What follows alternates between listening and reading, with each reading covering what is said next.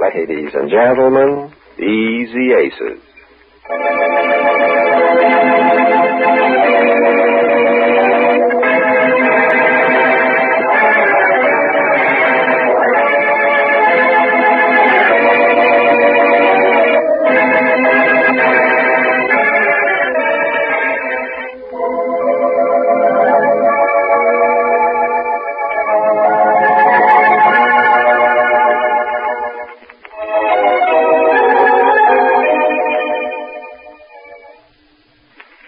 Jane's brother Johnny, who married the millionairess Alice Everett, finds himself financially embarrassed.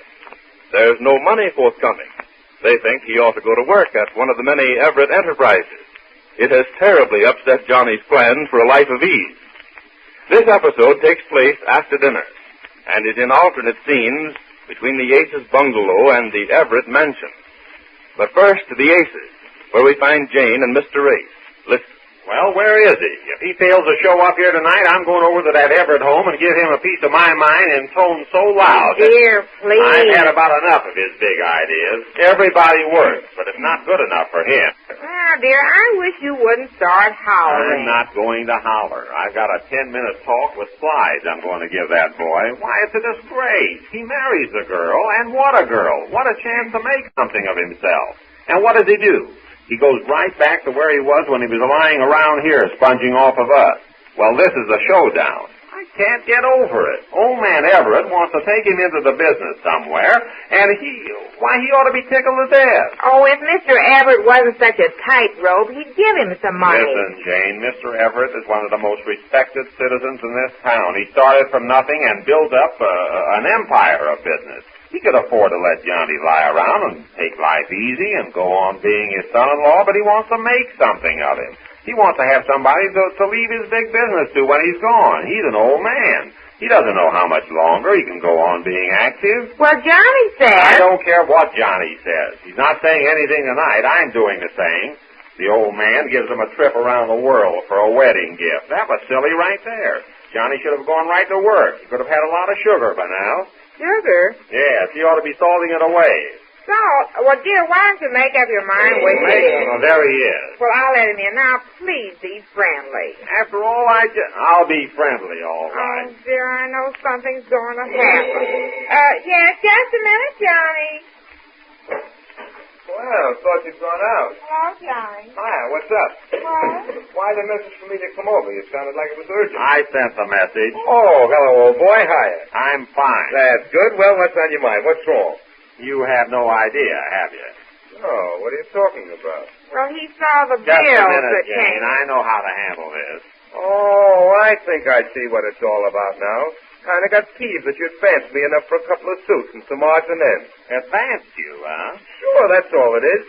You don't think I wasn't going to pay it back? Yeah, like you paid back everything else you got here? Oh, that was different. Those days are gone forever. I'm in a different position now. You in a position? Yeah. The position being Alice Everett's husband, I suppose. Oh, so that's going to be your attitude, is it? Because I asked you to advance me a measly $80 for a couple of measly $80. Why, the idea. Realizing the spot I'm on, and you want to start a family row over $80. Why, the very principle... Listen, it's not the principle with me, it's the money. I don't want to talk principle to you anyhow. In fact, I don't want to talk to you at all after this, but I'm going to have my say tonight, and you're going to hear it. Well, if you're going to start preaching for $80 as if I weren't going to pay you... Oh, you thought of paying it. I suppose you know where you could get $80 just offhand. Where I could get $80? Don't you see it's not $80? This thing is much bigger than that. There's nothing much bigger than $80 right now. Oh, is that so? I suppose you think I can't pay it. Oh, now don't make me laugh. All right, I'll show you. $80, Herb.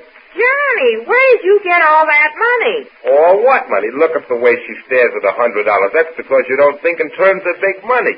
$80, huh? 40, 60, 70, 80. Here, take it. Count it. Where did you get this? Where did I get? Who do you think you're talking to? A guy that's down to his last cent? You don't think that chicken feed like this? Chicken feed. Just because you paid the $80, there's no reason I'm going to not have my talk with you. Now, you listen to me. Oh, no, you listen. Oh, Father, it's such an embarrassing and unbearable position for me to be in. I know it, my dear. I sympathize with you. Why, only this evening I had to give him $100 so he could stop by and pick up your new golf club. But he insisted he wanted to do it. Of course, he always insists. He wants to be nice. But if he didn't have the money... He doesn't stop to think about things like that, Father. And it's so awfully humiliating for me to have to give him money as if he were a child. Oh, dear, what are we going to do? Well, Alice, we told him what we expected. Yes, I know. It's not asking too much, is it? I think he feels that starting to work at the bottom the way you want him to well, it's a sort of a come-down for him. He's been golfing and partying around with all our friends. But is it so terrible to start learning a business from the bottom? I did it, my dear. Well, I understand, Father. It's just that Johnny doesn't. Has he said anything about his plans? I try to make him talk about it, but he just keeps saying it's going to turn out all right and for me not to worry. But you do worry, my child. Well, how can I help it? And it's all our fault. We started him off wrong. That trip was... Yes, that was a mistake, quite definitely. But you wanted it too. Oh, I'm not putting the whole blame on you, Father. We're both to blame. He must be made to realize that there is something more in life than just pleasures. When you both came back home, I was never so happy.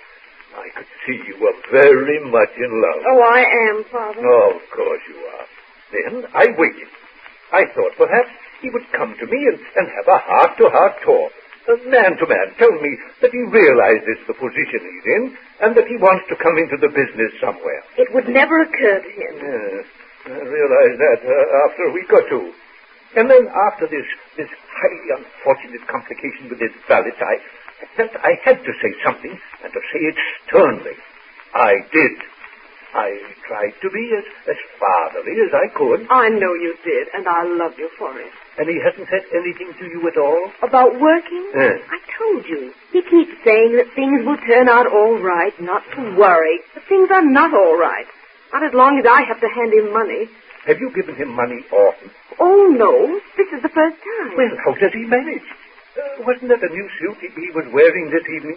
Yes, it was. He brought home 2 of them. I asked him about them, and always the same answer, not to worry, that things are going to turn out all right. But, my dear, this can't go on forever. I should have spoken him tonight, after dinner. But he was in such a hurry to go somewhere. Yes, he went to his sister's. They called him about something. Do you know, Father, sometimes I think they're to blame for all this. They? Yes. Nonsense, Alice. Mr. Ace is a hard-working and very earnest businessman. I'm sure if he understood the boy's position, he would agree. Oh, maybe he would. But the sister... No, my dear. I can't help it. I can't help but feel that they think they've married him off to a gold mine, and they expect him to dig for gold. And he certainly shall dig for it. I'll see to that. What do you expect me to do? Take a job digging in the street? It wouldn't hurt you. Oh, now, dear, you don't mean that. And neither does he, digging in the street. He knows what kind of a job it is to go to work for old man Everett. I know I'm not going to work at any kind of a job just for the sake of working. If he wants to offer me something pretty big... Pretty big? What qualifications have you for a big job? What do you know about big jobs? What kind of a big job did you have in mind? Oh, there's any number of big jobs he could give me. I'd even thought that what he needed is a public relations man. I could do that. Public relations? What's that? He's a relation of old man Everett, and he wants the public to know it. You see, you can't talk sense to him, If James. you think it's sense to turn down a job offered to you by Mr. Everett... I haven't turned down anything. I haven't had the right kind of a job offered me, that's all. You don't expect me to start in as an office boy. Not for me, you couldn't. But if Mr. Everett wants to take that chance... There he goes again. You just saw that you didn't get the hop on that $80 you fancy. Oh. Kind of took the wind out of your sails, didn't it? Thought you were going to give me one of those lectures. Yes, and you're going to get it. Oh, no, I'm not worried even. I don't owe you anything. I just paid you. And now that I know your attitude, it won't bother you again for a favor. I'll say you won't. In fact, it'll make you feel any better. It won't bother you at all for anything. We never did have the same idea. Thank heaven. As long as I've known you, you had an aversion for work. Your father had the same trouble with you. So you came on here and lived off of us for a long time. Now that you've got a chance to make something of yourself, a chance only a guy as dumb as you could be lucky enough to get, you turn it down. Who said anything about turning it down? Well, you're not taking it, are you? I'm taking my time about going into anything. Yes, and while you're taking your time, you're charging suits and ties and things like that to me. I paid that back. That's all over. We understand each other now. I understand you. I doubt if you'll ever understand me. All right, all right. Listen, Major, I want to say a few things to I don't you. want to listen to any of your lectures. I don't need advice or talking to from anybody. I know what I'm doing. I think if you talk to him again, Father... Oh, of course I will, my dear. But I'm afraid it will do little or no good. He's a young man with some very young and definite ideas. Don't I know it? When we had our first talk, I tried to explain to him that there was a place waiting for him. I tried to show him that eventually there would be a bigger place, and in the long run, it would all go to him. After all, my dear, I can't go on as actively as I have been for very much longer. Oh, Father, of course you can. Oh, no, Alice. You have years and years ahead of you. Yes, my dear, I know. But your happiness is my first and only concern. Darling. And your happiness is now at stake. I can see you're worried. I've seen it for some time. He must be made to realize it. I'll wait up and talk to him tonight. Father, if you spoke to him gently, maybe he could understand. I'll try, my dear. You know, I think what Johnny needs is a kind and gentle handling, something that'll appeal to his heart. Be gentle with him, Father. What you need is a good shellacking. Oh, I do. Yes, your father never gave it to you, I understand. Yeah, well, maybe you'd like to try. Well... Don't you hit him, dear. Don't you hit him, Johnny. Don't worry about him hitting me. Jane's going to have her hands full keeping peace unless something is done.